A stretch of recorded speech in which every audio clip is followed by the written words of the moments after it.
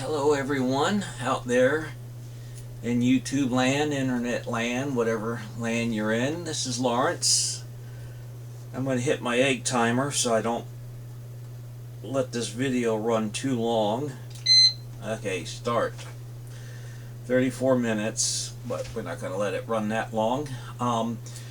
It's been a while since I've done some videos. I did a number of them about 3 or 4 weeks ago, but they were like flip throughs. And this is, of course, a vinyl video of some many recent thrift store finds. So we're going to go through them. One thing, I had the other day some tooth removal, a wisdom tooth and another tooth that the filling had cracked. So this side of my jaw is a bit swollen up, if you happen to notice that. And that's the reason why I have the swollen on that side. So let's go through these records. These are all thrift store finds. And I don't buy any thrift store records unless I inspect them first and I know they're going to play well. So I check them for deep scratches. It's alright if it has light surface scratch because that doesn't go into the groove, but if you can feel it, then you can hear it. So, I pull out all the records I want to buy and then I do the process of elimination. And I check the condition and make sure it's not warped, make sure there's no deep scratches. And so those are the ones I buy that pass the inspection. And thrift store record shopping is really cool as opposed to 180 gram buying, which I also do. But with thrift stores, you're able to get an eclectic collection of music, which is very cool. Now, you don't find a lot of mainstream, much in demand rock records, classic rock records at thrift stores like you used to, because you got the people who flip records. They hit the places every day. And they sell them on the internet, Discogs and all that. But you could still find some very interesting music. So having said that, I did find a few classic rock albums that did not get marked up. So we'll start off with those. I'm sure you all are familiar, you rock and rollers are familiar with a band called The Band. This is their live album that was recorded on New Year's Eve. They got all the pictures in there. New Year's Eve, 1971-72. So the performance went into the new year. The cover has some issues, which is fine. There's a hole punch right there and a few other things. But the vinyl was in beautiful condition. Okay, it's a 2-record set and it contains all their best known songs and good album tracks. And this I hear a lot of good things about this album. I got it for $2, which was incredible because other thrift stores that they go through the albums and mark up the more desirable one, but some of them don't. So I got this one for $2. The vinyl itself, very beautiful condition, almost like new. And I listened to this album. It sounded great. Another one, I'm sure you heard of this artist, Billy Joel, Greatest Hits, Volume 1 and 2. His first collection of greatest hits, gatefold, and it contains all the big radio hits we've heard on the radio all these years. I got all of his studio albums, so I came across this one at a good price. It was $2.99. The thrift store I got it from, their price, their albums range from $149 up to $199, and then it can go up after that. But I figure this is a 2 album set, so I got it, $149 per album. Um, I got all his studio albums, so I thought this would be a nice completion of it. Okay, the vinyl's in excellent condition as well. This is an album that I was going to buy back in the day when it came out, but just didn't get around to it, although I own many of his studio albums and albums of the groups he was in prior. And we're talking about Eric Clapton, Just One Night. This album was recorded in Japan. I'm going to put my reading glasses on. It came out in 1980, and I think this is, it was recorded live at the Budokan Theater, December 1979, and it came out in 1980. And what I like about this album, it's a smaller ensemble of musicians, and compare some of his other albums where the band is bigger. But this was about the period of Lay Down Sally, Cocaine. I don't think I Shot the Sheriff is on here. There's even a Dire Straits song, Setting Me Up. Further Up the Road, Tulsa Time. Eric was kind of in a, I would say, more, his music was more laid back, more mellow. He was very influenced by Don Williams, the laid back country guy. Okay. To round out the rock albums, this album right here was really their last great album. And I'm talking about Emerson, Lake and Palmer, Works Part 2. And I've got all their classic early albums, so this is kind of makes the collection more complete. And I listened to this album once. It sounded great, and it got good reviews on All Music. Okay, so that completes more like the rock and roll collection of the albums I got. We're going into more of top 40, more pop, and of course the Carpenters' Now and Then album. Very nice cover, the red car. It's an illustration, and the Carpenters are in the car, and this is put to be their parents' house. The hits on this is, I actually have to pull it out to see. Yesterday Once More, Sing. They do a lot of covers. This Masquerade, the Leon Russell cover. Jamliba, the Hank Williams song.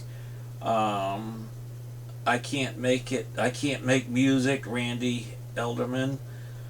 I think of the Carpenters of more of being more of a group that does singles, 45, top 40. So I haven't really got into any of their albums, so I'm looking forward to cleaning this up and give it a listen to. James Taylor had a big hit record in, I think, 1977 called JT, and this album was the follow-up called Flag. And I haven't heard this album yet, but he did a cover of Up on the Roof that was made the charts as well. And so this was the follow-up to JT. This is interesting. Of course, David Clayton Thomas, we all know him as being the front man for Blood, Sweat, and Tears, but this album here is before he got into Blood, Sweat, and Tears, and I think I only skimmed through this, but him covering like soul and R&B songs. I Got a Woman, Say Boss Man, Big Boss Man, Who's Been Talking, Cole, It's Stormy Monday, Done Somebody Wrong, Tobacco Road, Boom Boom, Good Lovin', Poison Ivy, and Howling for My Darling. So this is cool. I just skimmed through it, and again, there's a lot of horns on it, and I haven't been able to find out much information, but I guess this was recorded before he it's on the I think the Decca label, the rainbow right there, and it was recorded probably before he got into Blood, Sweat, and Tears. The next group of albums is a selection of country albums, and of course right now, being Wednesday, on PBS, the Ken Burns country music documentary's been airing, and that's been great. It really, I've always loved country music, but to find out more and to have a deep study of its history really gives you a new appreciation for it. Although I've seen documentaries on country music before on YouTube. So we got here a Willie Nelson album, Me and Paul, which is a great song, and I think this came out, it says 1971, but this might have been a reissue, okay? And another song on here that got played on the radio, I Never Cared for You. I only listened to side one. Always Willie's stuff is always great. Me and Paul, I think that was his drummer he wrote a song about, and that's them right there. The album's in great condition, beautiful. Here's one. I think it came out in late 50s, early 60s. Johnny Cash. Now, Where Was a Song, it's called, of Johnny Cash covering some of the great country songs. And this album, it's still in shrink wrap. It's like in new condition, and it's in mono. So I wonder if it's an early pressing right here. It's in mono, or a later pressing. But it's in excellent condition, the cover and the vinyl, and it's a great album. I'm very happy to have this in my collection.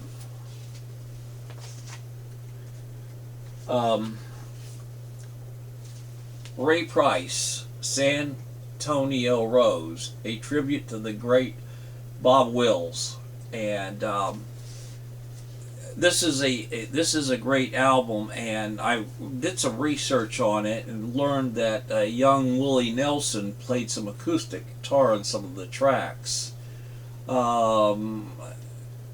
Ray Price demonstrates his affection and respect for a fellow composer and performer by dedicating his newest album to the great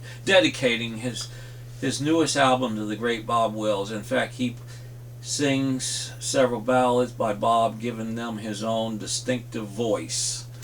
So this is very good, very well recorded. This came out in 1962. I think it's in stereo. Yep, stereo, which is fine. This next album I had when I was a teenager. I was a little bit into country music, and I did buy some country albums, but the album just got away from me. I lost interest in country music and probably gave my country albums away, but that interest has been regained. And this is a live Merle Haggard album, Merle Haggard and the Strangers, Ogie from Muskogee, recorded live in Muskogee, Oklahoma. Of course, Merle had the big hit Ogie from Muskogee, kind of the anti-hippie theme song, The Fight Inside of Me, and it contains a lot of his well-known songs: Mama Tried, No Hard Times, Silver Wings, Swinging Doors, I'm a Lonesome Fugitive, Sing Me Back Home, Branded Man, In the Arms of Love, Working Man Blues, and more. Hobo Bill, Last Ride, Blue Rock, Ogie from Muskogee. So all his best known songs, and I've heard this, and this is a great country live album here, Merle Haggard. And of course, Merle is one of the great country artists of all time. We got Jerry Jeff Walker, who wrote the song Mr. Bojangles, and this is the first album I got from him, and it has kind of a the artwork. You open it up, and back there, kind of a back roads country store, laid back, vibe to it. And this is a very renowned album among in the field of country music. So I haven't listened to this yet, but I will soon. Of course, you have your country crooners like Eddie Arnold and Marty Robbins. I was very happy to find this album here in new condition, or very, very taken care of. I saw it once, but one of the albums was missing. But this is a 2-record set of Marty Robbins, like a career retrospective that came out not too long after his death. And we all know Marty by the classic song El Paso. Of course, there's the A White Sports Coat, Devil Woman, Big Iron, kind of the Western tales of the Western, outlaws, or not outlaws, but Western lifestyle back then. And it has a nice write-up, information, pictures, and this is called A Lifetime of Songs, 1951 to 1982. Marty had a great voice, and he put out a lot of good Western theme albums. And we're almost done with the country here. Gene Watson is a country artist I'm not too familiar with, and I thought I'd get this album because I saw it's in great condition. I like the cover, cool picture of him in the back. Looks like he's next to his tour bus saying goodbye to a fan, a woman fan, whatever. Hey baby, we'll meet up later. Use your imagination. He's all decked out in the Western wear. I actually listened to this album. I mean, it's okay. He's not one of my favorite country artists. I think the album could use a little bit more jump. It's a little too slow, ballady. But I'm glad I got it. The last country album is actually a compilation of the great country guitar pickers, which is a nice album to have here. And I can rattle off the names, and most of you won't know them unless you're really knowledgeable about country music. I'll read off a few of them. Billy Bird and Jimmy Capps. Hard Rock Gunter is his name. Eddie Eddings. Billy Bird again. Thumbs Carl, Carlise. Arthur Guitar Boogie Smith. I've heard of him.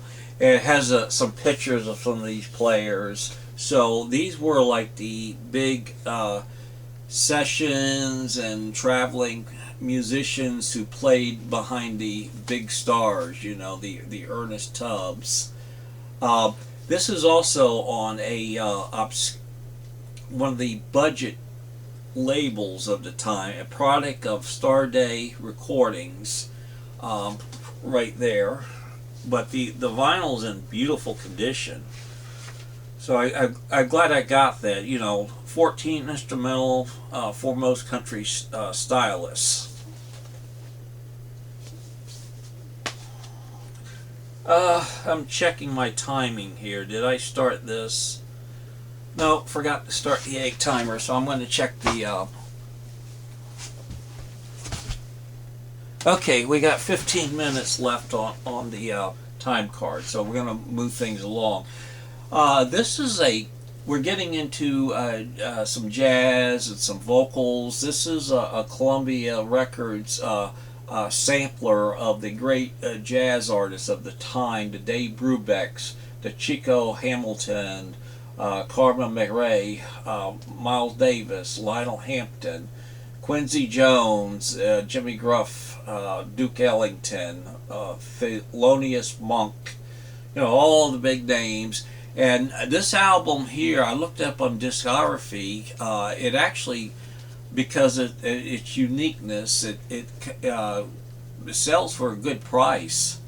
And what's so nice here, it lists all the players on each track.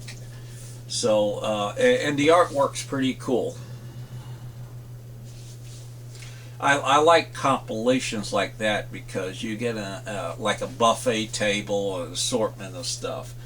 A great vocalist who was popular, who had pop hits on the pop charts and Latin music, and I'm talking about Edie Gourmet, and she does songs of the 1920s here, and it's on the ABC Parliament label. I own a number of her albums on that label, and those were her classic years. So if you go to the thrift store and you see her albums on that on the ABC label, and they're in good condition, buy it. She's a wonderful vocalist, and of course she's known the team with her husband Steve Lawrence, and you know, Vegas, you know, show tunes and all that. So this is a great album from a great vocalist, and she passed in 2013. We got here, and I love this cover. It's like New Orleans style jazz by an artist named Turk Murphy and his jazz band. I never heard of Turk Murphy. I looked him up. He's actually from San Francisco, and this is on the Columbia 6i. If you're not familiar with the 6i, that was the special pressing for Columbia Records, of higher quality pressing. Now, a very cool cover. There's people out there partying, great detail liner notes. And this sells for a good price too, because it's a very hard album to find. And these are all like a $1.50, $2 purchases. We're getting into some Brazilian type of pop jazz, as I call it. Sergio Montes, if I pronounce his last name right, he was very popular with the Brazilian 66 and in the 1960s, and I've got a couple of their albums and just added this one to my collection. I just love that album cover there. And they did a great rendition of the Beatles' Full on the Hill. They kind of took the kind of psychedelic stuff out and just turned it into a really good straight song. And here's Sergio later on with a solo album, still in shrink wrap. This came out in the early 80s, and I had the hit song Never Gonna Let You Go. there's about 9 tracks, and 5 of them are excellent. So happy to have this. You people out there in the vinyl community, you're all familiar with this album here. It's a classic, and it contains the classic song "The Girl from Ethiopia." I just really screw up with these pronunciations. This is a special pressing. Your normal ones, you see the orange in the back here. This is like orange, but it's your normal pressing. But this one is white, and I looked it up, and this is like the version for Record Club, okay, which is cool. And I've already owned a couple of these. I went ahead and brought this one because the cover was in beautiful condition. The vinyl was in pretty good condition too. A bit noisy, but still nice. Another artist who is very big in the Brazilian jazz. I'm just going to hold his name up there because I mispronounced it. Antonio Jabom. And this is a 1970s release. Very cool album cover there with a cigarette. Good late night kickback listening. Another Antonio album. This one is a early or mid 1960s release, and a very young Tony there. And we're going to end this real quick. Couple of instrumental albums. Bill Justice is a famous rock and roll saxophone player. He wrote the instrumental Raunchy in the 50s, and it was the first instrumental rock and roll to become a hit on the chart. The first instrumental rock and roll record. Okay, so he's covering Telstar, I Got a Woman, Melody of Love, Wheels, Last Night, The Lonely Bull. So he does all these covers, and Raunchy's on there, and Rebel Rouser, and I love the artwork on the back. It's in beautiful condition, and it's in mono. It's on the Smash label, and very cool to listen to. Let me stick this back in here. We got one more album, and we're going to close.